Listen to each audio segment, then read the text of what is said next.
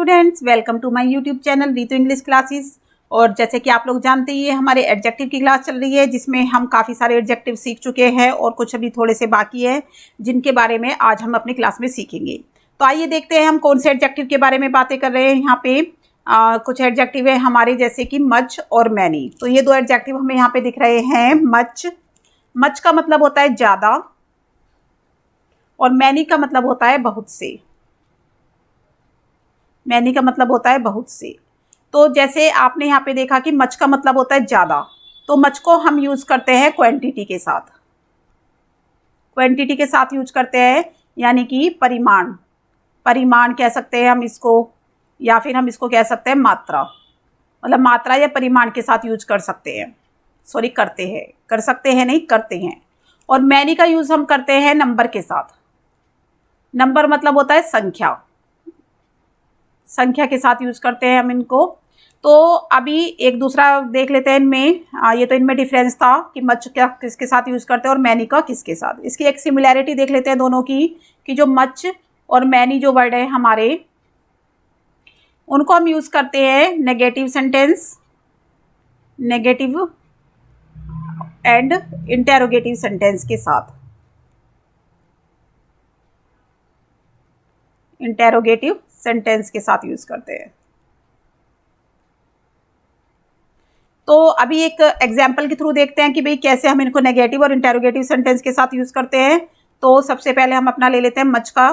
I have not much money, कि मेरे पास ज़्यादा पैसे नहीं हैं।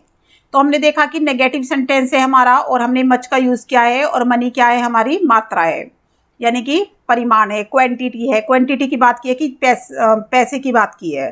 पैसे को हम संख्या में नहीं रख सकते, हमने यहाँ पे मनी की बात की है। दूसरा हम देख लेते हैं, जैसे हैव यू मच मनी, क्या तुम्हारे पास ज़्यादा पैसे हैं। तो हमने क्या देखा, यहाँ पे इंटेरोगेटिव के साथ हमने मच का यूज़ किया है। इंटेरोगेटिव के साथ हमने मच का यूज़ किया है, ऊपर नेगेटिव के साथ हमने मच का यूज़ किया है। तो हमने समझ गए हैं हम यहाँ पर कि मच के साथ नेगेटिव और इंटेरोगेटिव सेंटेंस को ही हम यूज करते हैं, यानी कि इंटेरोगेटिव और नेगेटिव सेंटेंस में ही मच का यूज़ करते हैं। और ऐसे ही हम मैनी के साथ, मैनी को भी हम नेगेटिव या फिर इंटेरोगेटिव सेंस में यूज़ करेंगे। जैसे I have not many chairs, कि मेरे पास ज़्यादा चेयर नहीं है। तो चेयर को हमने क्या किया, संख्या में काउंट कर सकते हैं हम इसको, काउंट। हाँ, हम ये भी कह सकते हैं कि जो मच है वो अनकाउंटेबल, इसको हम लिख लेते हैं कि मच का यूज़ होता है अनकाउंटेबल के साथ, अनकाउंटेबल नाउन के साथ, अनकाउंटेबल नाउन। और मैनी का यूज़ होता है काउंटेबल नाउन के साथ, यानी कि जिनको हम काउंट कर सके, काउंटेबल नाउन के साथ यूज होता है। तो ये आपको समझ में आ गया होगा। एक सेंटेंस और हम यहाँ पे देख लेते हैं। हैव यू मैनी कार्स, क्या आपके पास बहुत सी कार हैं। तो देखो यहाँ पे जो मैनी वर्ड है वो इंटेरोगेटिव में यूज हुआ है, और कार हमारा क्या है, काउंटेबल है, यानी कि संख्या में है। तो अभी हमें यहाँ पर ये जितने भी हमने एग्जाम्पल यहाँ पे देखे हैं नेगेटिव और इंटेरोगेटिव के, इसमें हमें देख के पता चला है कि मच और मैनी को हम यहाँ पर यूज़ करते हैं। बट एक बात ये भी है कि हम मच और मैनी का यूज़ अफर्मेटिव में भी कर सकते हैं। अफर्मेटिव सेंटेंस में भी हम इसको यूज कर सकते हैं। अफर्मेटिव में हम यूज़ करेंगे इसको सब्जेक्ट के साथ। अफर्मेटिव सेंटेंस में मच और मैनी, इन दोनों का यूज़ हम करेंगे प्लस सब्जेक्ट के साथ यूज करेंगे, सब्जेक्ट के साथ। यहाँ पे हम इनको ऑब्जेक्ट के साथ यूज नहीं करते हैं अफर्मेटिव में, अगर हम करते हैं तो इनको सब्जेक्ट के साथ कर सकते हैं। जैसे हम यहाँ पे लिख सकते हैं many people, many people, many people come to see the temple, कि बहुत से लोग यहाँ पर मंदिर देखने आए हैं। तो many people come to see the temple. तो यहाँ पे हमने देखा जो पीपल वर्ड है वो सब्जेक्ट है, सब्जेक्ट के साथ हमने मैनी का यूज़ किया है, बट हम ऑब्जेक्ट के साथ मैनी का यूज़ नहीं करेंगे, अफर्मेटिव में सब्जेक्ट के साथ ही कर सकते हैं। तो अभी और कुछ रूल देख लेते हैं हम इसके, कुछ और सेंटेंस यहाँ पे हम देख लेते हैं। Much milk was required. तो हमने क्या देखा कि यहाँ पे जो मिल्क है हमारा सब्जेक्ट है और उसके साथ हमने मच का यूज़ किया है। तो अफर्मेटिव सेंटेंस में अगर हमें मच और मैनी के यूज़ करना पड़ रहा है तो हम सब्जेक्ट के साथ ही करेंगे, हम ऑब्जेक्ट के साथ नहीं करेंगे। ऑब्जेक्ट के साथ हम दूसरे फ्रेज को यूज़ कर सकते हैं, जैसे कि हमने आ लोट ऑफ कर लिया, या लोट्स ऑफ हो गया आपका, lots of, uh plenty of, uh plenty of. तो यहाँ पे हम दूसरे फ्रेज को यूज़ कर सकते हैं। अगर हमें ऑब्जेक्ट के साथ मच को यूज़ करना है, यानी कि बहुत ज़्यादा, या मैनी को यूज़ करना है, तो हम इन फ्रेज का यूज़ कर सकते हैं। बट हम इसका एक रूल और देख लेते हैं। यहाँ पे एक रूल हम और समझ लेते हैं कि जो मच और मैनी है, हम मच मैनी के साथ क्या लगा के, एज, हाउ, टू, तो ये वर्ड लगा के एज, हाउ, टू लगाकर हम इनको ऑब्जेक्ट के साथ यूज कर सकते हैं। ऑब्जेक्ट के साथ हम इनको यूज कर सकते हैं, लेकिन उससे पहले या उससे बाद में, उससे पहले हमें एज और हाउ और टू ऐसे वर्ड्स का यूज करना पड़ेगा। जैसे एग्जांपल देख लेते हैं हम यहाँ पे, she has too many friends. तो यहाँ पे आपने देखा कि हमने मैनी फ्रेंड्स, यानी फ्रेंड्स हमारा ऑब्जेक्ट है, उसके साथ हमने मैनी का यूज़ किया है। अदरवाइज हम क्या करते हैं, मैनी का यूज़ नहीं करते हैं वैसे तो, लेकिन हमने अगर यहाँ पे टू लगा दिया है तो टू लगा के हम मैनी का यूज़ कर सकते हैं। जैसे मैंने अभी आपको बताया ऊपर कि मच और मैनी को अगर हमें ऑब्जेक्ट के साथ लगाना है तो हम एज, हाउ और टू ये वर्ड लगा के, ऐसे वर्ड का यूज़ करके हम इनको ऑब्जेक्ट के साथ लगा सकते हैं। जैसे एक और देख लेते हैं, I don't have too much money.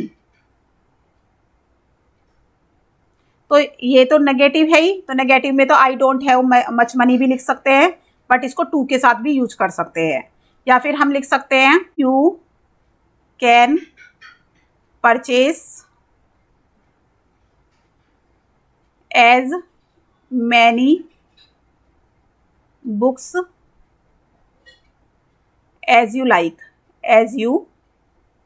Like. तो यहाँ पे आपने क्या देखा कि ये हमारा अफर्मेटिव सेंटेंस है। इसमें हमने बुक्स क्या है, हमारा ऑब्जेक्ट है, ऑब्जेक्ट के साथ हमने मैनी का यूज़ किया है, बट उसके साथ हमने क्या लगाया है, एज का यूज़ किया है। तो हम इसका मीनिंग क्या हो गया, you can purchase as many books as you like, कि जितनी आपको पसंद हो आप उतनी बुक्स खरीद सकते हैं। तो यहाँ पे हमने क्या देखा, एक बार रिमाइंड कर लेते हैं। तो देखो, मच और मैनी, मच का मतलब होता है ज़्यादा और मैनी का मतलब होता है बहुत से। और जो मच है वो अनकाउंटेबल यानी क्वांटिटी के साथ यूज़ होता है, और जो मैनी है वो काउंटेबल या फिर नंबर के साथ यूज़ होता है। दूसरा हमने क्या देखा कि मच और मैनी को हम नेगेटिव और इंटेरोगेटिव दोनों सेंटेंस के साथ यूज करते हैं।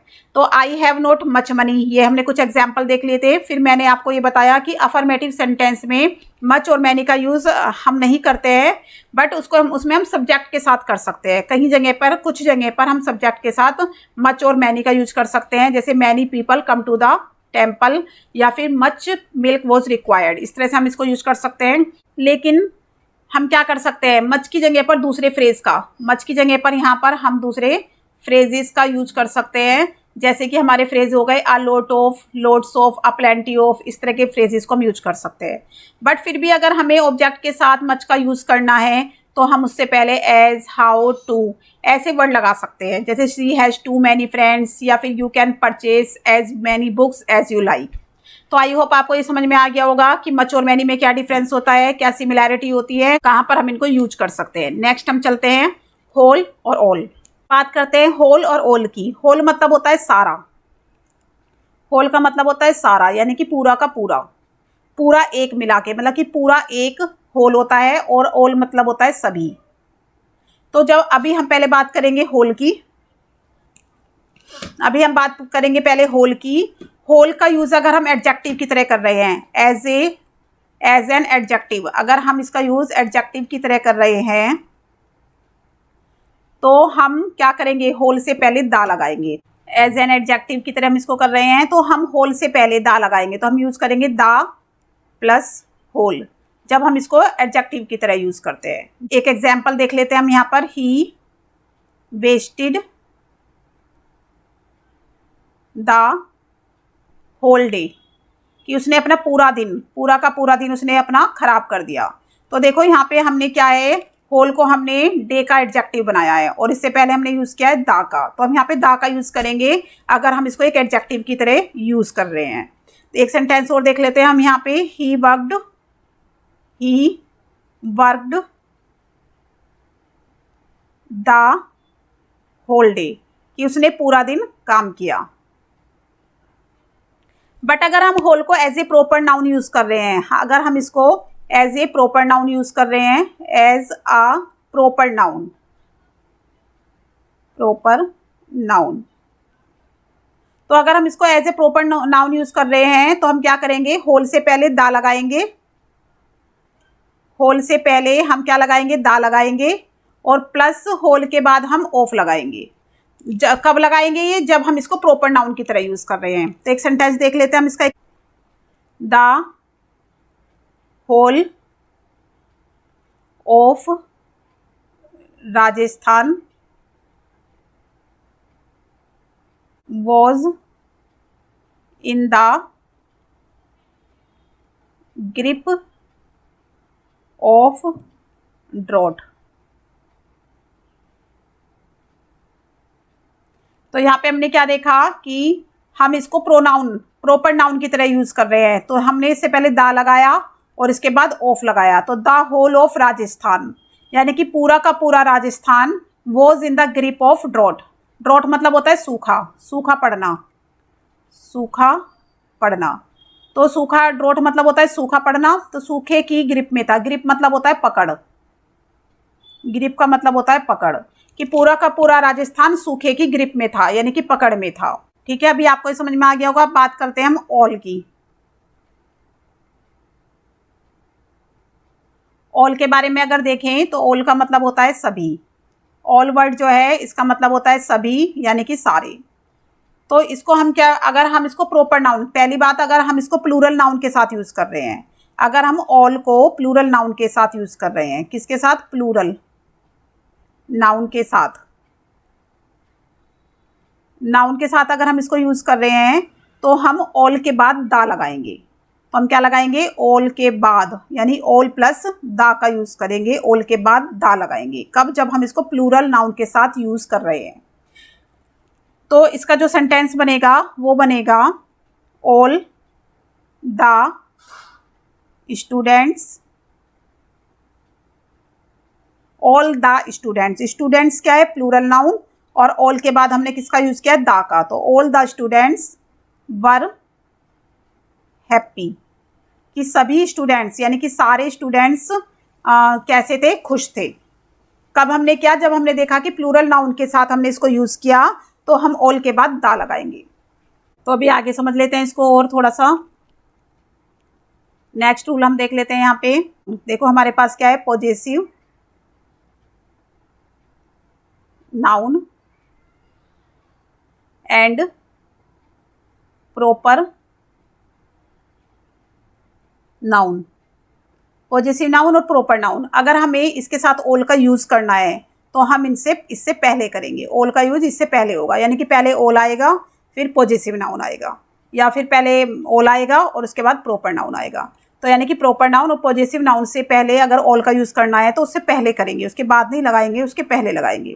तो एग्जाम्पल के थ्रू समझ लेते हैं। यहाँ पे माई फ्रेंड्स वर हैप्पी, कि मेरे सारे दोस्त खुश थे। तो यहाँ पे देखो माई, माई क्या है, पजेसिव नाउन है, और इससे पहले हमने किसका यूज किया है, ऑल का यूज किया है। तो अगर हमें पजेसिव नाउन से पहले, पजेसिव नाउन के साथ ऑल का यूज करना है तो हम उससे पहले करेंगे, जस्ट पहले करेंगे। और देख लेते हैं यहाँ पे एक सेंटेंस और, ही स्पेंट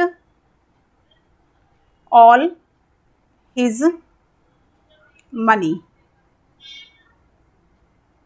तो यहाँ पे क्या देखते हैं, उसने अपना सारा पैसा खर्च कर दिया। तो हिज क्या है हमारा, पॉजेसिव है, पॉजेसिव नाउन है, और इससे पहले हमने किसका यूज़ किया है, ऑल का यूज़ किया है।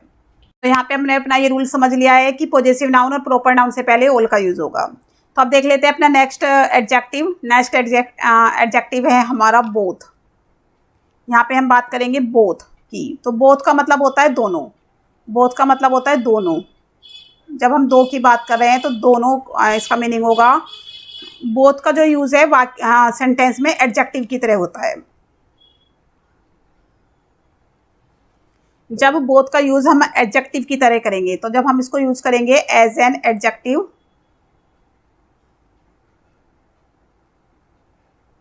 एज एन एडजेक्टिव की तरह मतलब बोथ को यूज़ करेंगे, तो बोथ के बाद हमेशा दा यूज़ होगा, बोथ प्लस दा, जब हम इसको एडजेक्टिव की तरह यूज़ करेंगे।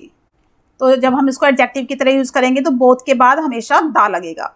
और ये भी ध्यान रखना है आपको कि बोथ से पहले, जैसे बोथ वर्ड है आपका, उससे पहले कभी भी दा का यूज़ नहीं होता, तो ये रॉन्ग होता है। बोथ से पहले दा का यूज़ नहीं होता, दा का यूज़ बोथ के बाद होता है।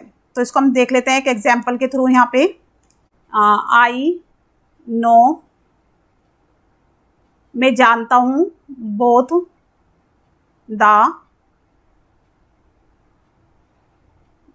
द वीमेन, कि मैं दोनों लेडीज़ को, दोनों औरतों को जानता हूँ।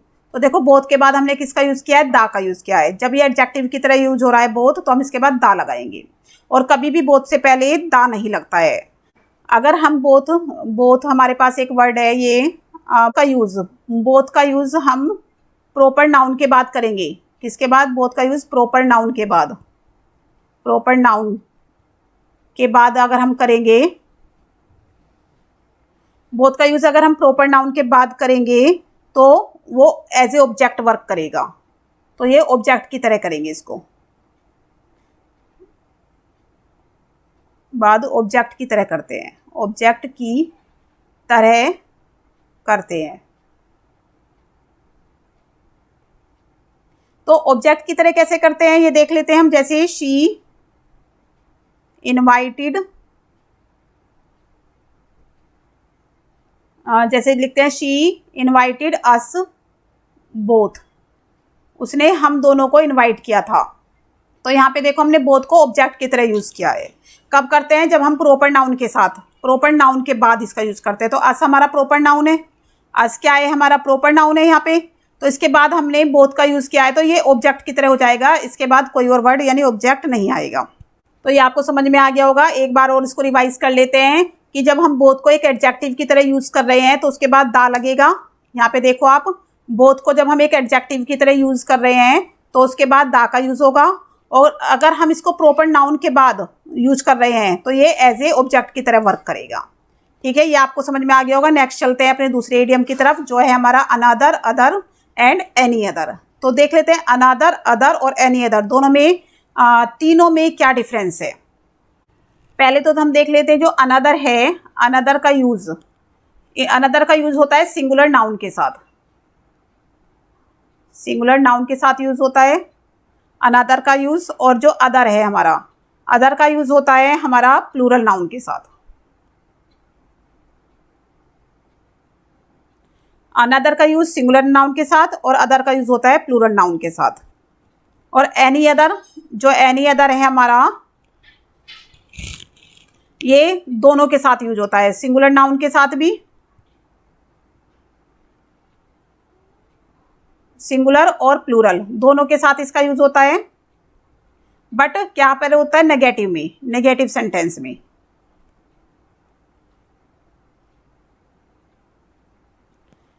तो एनी अदर का यूज नेगेटिव सेंटेंस में होता है, सिंगुलर और प्लूरल दोनों के साथ।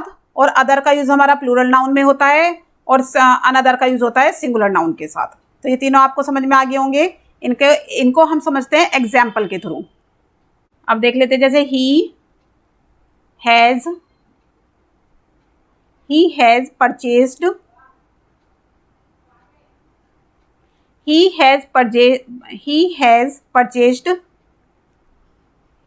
he has purchased another book, कि उसने अनदर बुक, कि उसने, अनदर का मतलब होता है दूसरी, उसने दूसरी बुक खरीद ली। तो देखो बुक क्या है यहाँ पे हमारा सिंगुलर है, तो इसलिए हमने यहाँ पे अनदर का यूज़ किया है। तो अगर यहाँ पे हमारा बुक्स होता तो हम लिखते हैं he has purchased other books, तब हम यहाँ पे लिखते हैं अदर बुक्स। अगर हमें यहाँ पे हमारे प्लूरल नाउन है, प्लूरल के साथ हम अदर का यूज़ करेंगे और सिंगुलर के साथ हम अनदर का यूज़ करेंगे। एक और सेंटेंस हम देख लेते हैं यहाँ पे, she has visited, she has visited other places. तो उसने दूसरी जगहों को देखा है, दूसरे प्लेसेस को विजिट किया है उसने, तो यहाँ पे अदर आया है। ठीक है, अगर हम यहाँ पे प्लेसेस की जगह प्लेस कर दें तो हम यहाँ पे अनदर का यूज़ करेंगे, she has visited another place. तो ये आपको समझ में आ गया होगा। अगर यही सेंटेंस हमारा कुछ ऐसे होता नेगेटिव में, अगर ये हमारा नेगेटिव में होता तो हम एनी अदर का यूज़ करते। तो जैसे I have not visited, I have not visited any other place, कि मैंने कोई दूसरी जगह नहीं देखी है। तो यहाँ पे आपको समझ में आ गया होगा कि अनदर का यूज़ सिंगुलर में होता है, अदर का यूज़ प्लूरल में होता है प्लूरल नाउन के साथ, और एनी अदर का यूज़ सिंगुलर और प्लूरल दोनों में हो सकता है, बट वो हमारा सेंटेंस नेगेटिव होना चाहिए। आई होप आपको ये समझ में आ गया होगा। जितने भी हमने एडजेक्टिव किए हैं वो अच्छे से आपको क्लियर हो गए होंगे। अगर आपको मेरी ये वीडियो पसंद आई हो तो प्लीज़ आप मेरी वीडियो को लाइक करें, शेयर करें और मेरे चैनल को सब्सक्राइब करें। Thank you for watching this video.